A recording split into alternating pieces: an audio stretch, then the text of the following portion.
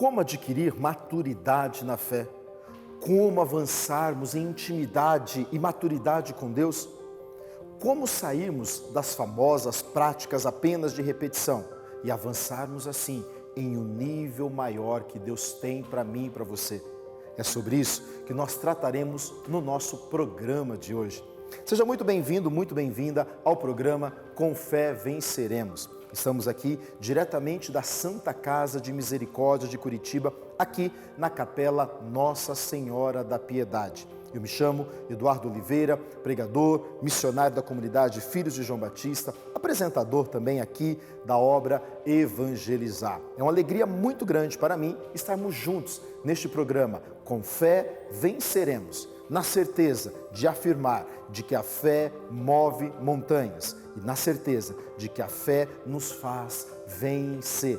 Por isso, eu já te convido aí na sua casa. Declare essa verdade sobre você hoje, dizendo: com fé eu vencerei. Juntos, você e eu. Com fé eu vencerei. Já quero convidar a você aí na sua casa a pegar comigo, pega a sua Bíblia ou então o seu diário espiritual, para você poder anotar aí aquilo que Deus vai falar ao seu coração hoje. Eu sempre costumo dizer, aqui na obra Evangelizar, nós temos um belíssimo diário espiritual, é o que eu uso no meu dia a dia, lá na minha casa, é o diário espiritual da obra Evangelizar. É ali onde eu anoto aquilo que Deus fala ao meu coração, as palavras e promessas que Ele me faz. Porque assim, quando vier aqueles dias um pouquinho mais turbulentos, é para Ele que eu recorro e ali então eu derramo a minha alma na certeza de que Deus fala comigo. Vamos juntos? A palavra do nosso programa de hoje está no primeiro livro do profeta Samuel, capítulo 7, versículo de 8 a 12. Primeiro livro do profeta Samuel, capítulo 7, versículo de 8 a 12. Eu vou ler. Diz assim: disseram a Samuel: não te cales, clama por nós ao Senhor nosso Deus, para que nos salve do poder filisteu. Samuel pegou um cordeiro de mama e ofereceu ao Senhor em holocausto. Clamou ao Senhor em favor de Israel, e o Senhor o escutou. Enquanto Samuel oferecia o holocausto, os filisteus aproximaram-se para combater contra Israel. Mas nesse dia, o Senhor enviou uma grande trovoada contra os filisteus e os desbaratou. Israel então os derrotou. Os israelitas saíram de Masfa, perseguindo os filisteus, e os foram destroçando até abaixo de Bet-car. Samuel então pegou uma pedra e a plantou entre Masfa e Sem, e a chamou Ebenezer, explicando: até aqui o Senhor nos ajudou. Palavra do Senhor, graças a Deus. Vamos entender aqui algumas coisas no nosso programa de hoje. Israel, o povo eleito do Senhor. Israel, a nação predileta do Senhor, viveu mais de 700 anos em guerra. Isso mesmo, Israel, o povo israelita, viveu mais de 700 anos em guerra. Guerra por várias formas e por diversos motivos. Ora, eram guerras políticas. Ora, eram guerras por disputas de terras. Ora, eram guerras também por questões de religiões, por questão de espiritualidade, por questões de poder. Mas o povo israelita viveu 700 anos em guerras. Guerreou contra os amorreus, contra os jebuseus, e o pior inimigo que Israel tinha era o povo filisteu. É da raça de filisteu que anos mais tarde vai sair o gigante Golias, que vai lutar contra Davi. Israel tinha muito medo do povo filisteu. E embora Israel viveu 700 anos em guerra, nos restos finais dessa passagem que nós lemos, quem está no poder agora é Saul. Saul é o rei e comanda todo o povo israelita. Israel lutou 26 vezes e venceram 26 batalhas, porque Saul era escolhido por Deus. E enquanto Saul obedecia e era temente a Deus, Israel vencia todas as batalhas. Porém, aconteceu a 27ª batalha. Contra quem? Contra os filisteus.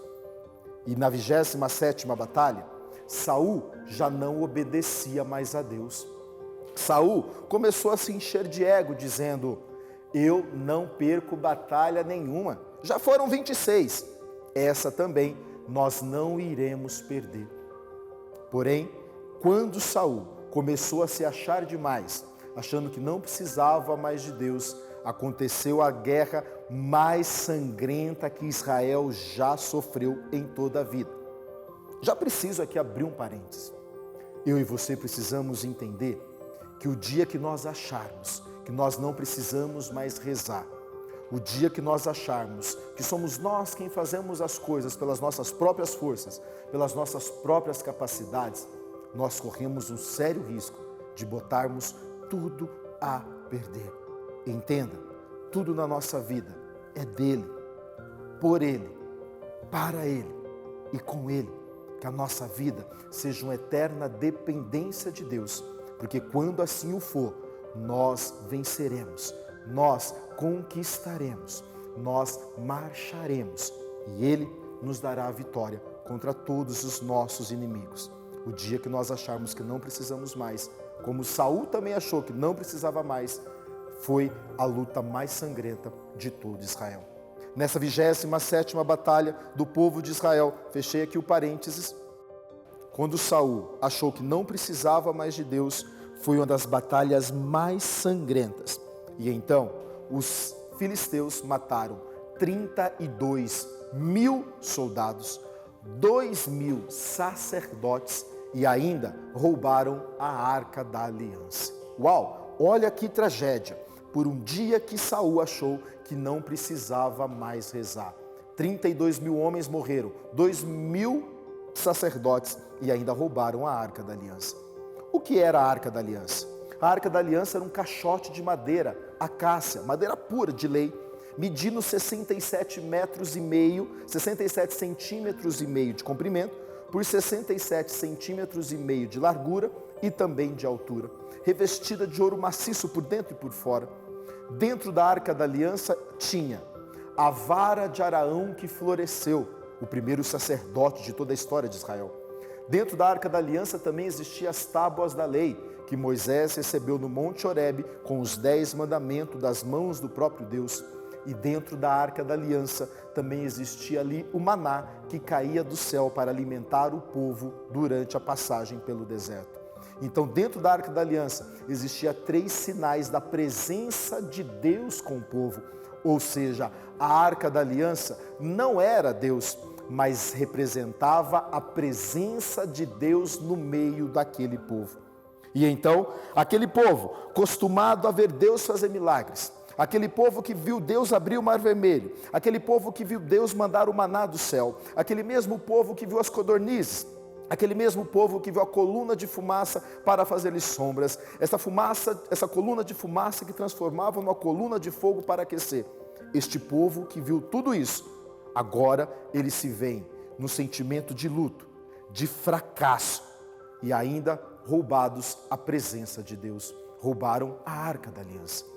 E então aquele povo de Israel, a palavra vai nos dizer que eles sentavam todos os dias pelas praças chorando, lamuriando, dizendo: Deus não está mais conosco. Veja essa frase: Deus não está mais conosco.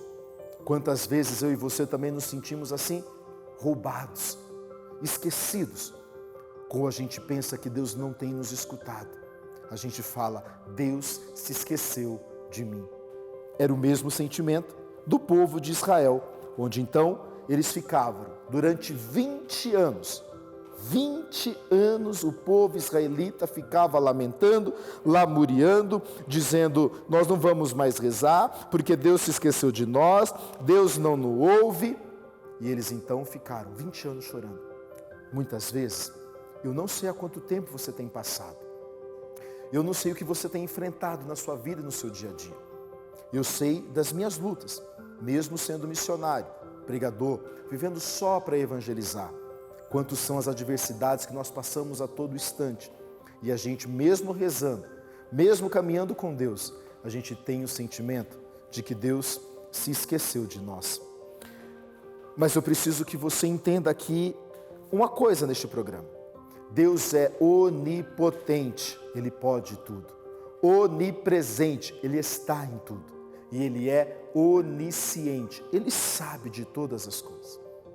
E então eu posso te perguntar, se Deus é onipotente, se Ele é onipresente, se Ele é onisciente, Ele é todo poderoso, por que que Ele permitiu que roubassem a Arca da Aliança? Volto a dizer, a Arca da Aliança não era Deus, mas era a presença de Deus no meio do povo. E se Deus é tão poderoso, por que que Ele permitiu que roubassem a presença dEle do meio do povo? É isso que nós vamos tratar agora no nosso programa. Como conquistar a maturidade. Por que que Deus se deixou de ser roubado? Por que que Deus fica em silêncio diante das nossas lutas? Por que que Deus não nos responde na hora que a gente quer? Por que que Deus não responde às nossas orações, os nossos tempos? O pedido de milagre, o pedido de vitória, o pedido de graça, o pedido de mudança de emprego, o pedido de restauração do casamento, o pedido da salvação do filho. Por que que Deus não responde quando nós queremos? Por que que Deus às vezes fica em silêncio diante das nossas inquietações? Ele não é poderoso? Sim. Ele não é onisciente? Sim. Ele não está em todo lugar? Sim. Ele também estava com o povo, era o povo eleito de Deus, e mesmo assim, Ele se permitiu roubar a presença dEle do meio do povo. Por quê? Pegue o seu diário espiritual, caneta e papel na mão, porque o programa hoje está de ensinamento riquíssimo, que eu quero que você traga para a sua vida. É o que eu tenho colocado na minha vida todos os dias, para assim crescer em maturidade com Deus. Primeiro passo, para que eu e você avancemos em maturidade com Deus diante do ensinamento do povo de Israel. Por que que Deus fica em silêncio? Entenda uma coisa, para que nós alcancemos maturidade, a primeira regra é, precisamos enfrentar os processos. Precisamos enfrentar os processos. Tem aquela famosa frase que vai dizer, só alcança o propósito quem vive, quem suporta o processo. Só alcançará o propósito quem suporta o processo. E processo, ele vai falar de dúvidas, incertezas, tristezas, medo, solidão, abandono, rejeição, humilhações. Processo vai falar de dor. Processo grita na nossa alma. Processo vai falar de ambientes desfavoráveis. Processo vai falar de pessoas difíceis, conflitos, crises, mas tudo isso servirá para nos levar ao centro da vontade de Deus. Todo o processo, ele é passageiro. Processo não é lugar definitivo, mas é local de passagem para algo melhor. Então, se você tem vivido o seu processo aí, eu quero dizer para você, aguenta firme. Na hora e no tempo certo, Deus tira você daí, para então te levar ao centro do propósito. Processo não é fácil, processo é difícil, mas é preciso com que eu e você passemos, para então alcançarmos lá na frente o nosso objetivo. Segundo ensinamento, é tempo de amadurecer. Segundo ensinamento do nosso programa, é tempo de amadurecer. Maturidade não tem nada a ver com idade. Maturidade tem a ver com intimidade. Maturidade não tem a ver com idade. Eu conheço pessoas, pelo Brasil e pelo mundo, pessoas de muitos anos, lá na terceira idade ou na melhor idade, mas com as atitudes que não são de gente maduras. E eu conheço às vezes jovenzinhos, no começo da vida, mas com a maturidade tão grande. Precisamos entender e ter maturidade quando a presença de Deus nos é tirada, que você pode então chamar de noite escura, aridez, noites traiçoeiras, deserto da alma, silêncio de Deus. Quando Deus nos responde, é preciso a gente suportar. é preciso a gente aguentar, porque é hora de amadurecer. É preciso a gente criar maturidade para não desistir, não voltar atrás. É preciso a gente aguentar, para então que a gente possa alcançar a maturidade. Eu sempre tenho um exemplo. Eu tenho 2 filhos, o Juan Felipe, de 15, e o Benjamin, de 7 anos. O Benjamin, de 7 anos, se ele está brincando no quintal de casa e ele cai, se machuca, ele cai e rala o joelho, eu imediatamente vou correndo ao encontro dele, pego ele no colo, puxo ele para mim, beijo, abraço, vou olhar o ferimento dele. Ele tem 7 anos. O Juan Felipe, de 15, se ele está brincando no quintal, ele cai e se rala e chama por mim, eu vou dizer, eu não vou aí. Levanta, engole o choro, vai lavar esse machucado e passar remédio. Por quê? Eu não amo os 2 de maneira igual? Sim, os 2 são meus filhos e eu os amo de maneira igual. Mas eu entendo que o Benjamin, de 7 anos, ele não tem maturidade ainda para entender o processo da dor. O Juan, com 15, ele precisa amadurecer, ele precisa suportar a dor, para que ele então se torne um adulto resiliente. É isso que Deus faz conosco.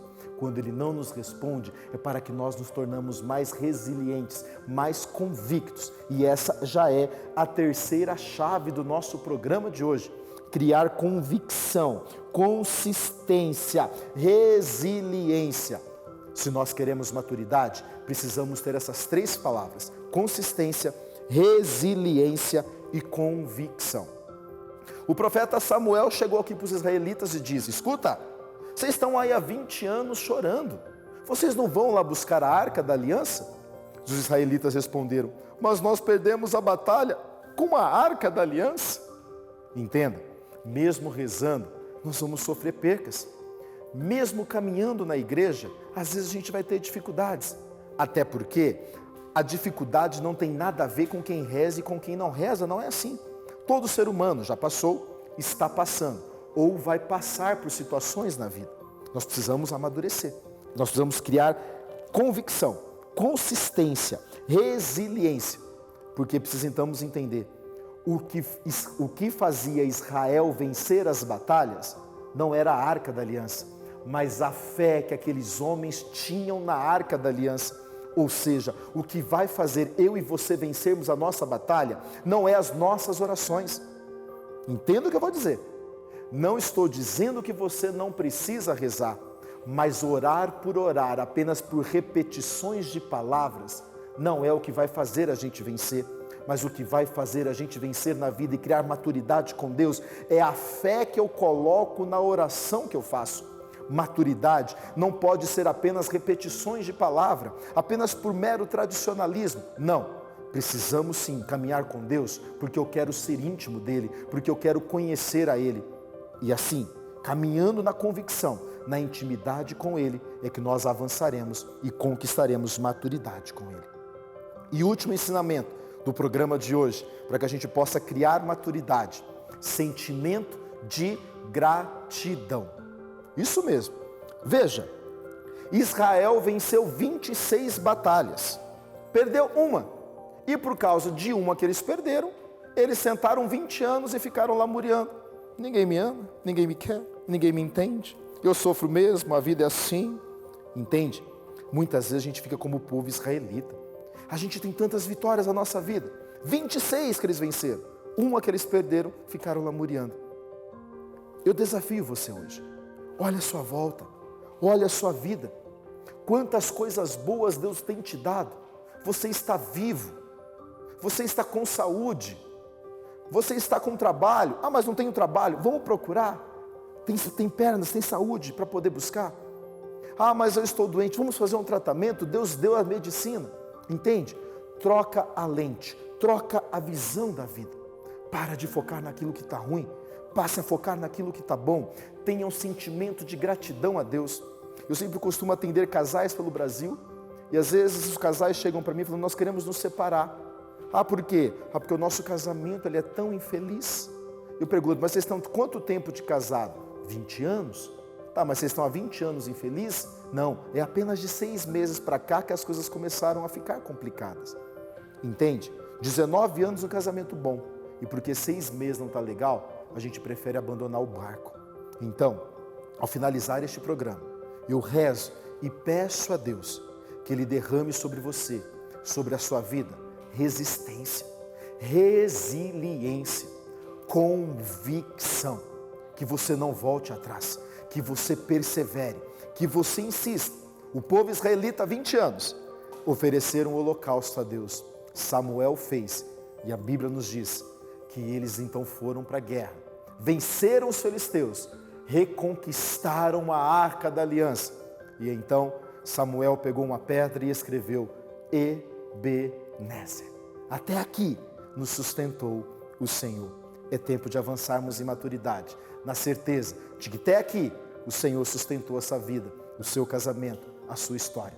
Levanta a cabeça, saia do programa, enfrente este dia com sorriso nos lábios, brilho no olhar. Vamos para frente. É tempo de avançarmos em maturidade com Deus. Que Deus te abençoe. Nos vemos aqui na programação da TV Evangelizar ou no próximo programa Com Fé Venceremos. Que Deus te abençoe.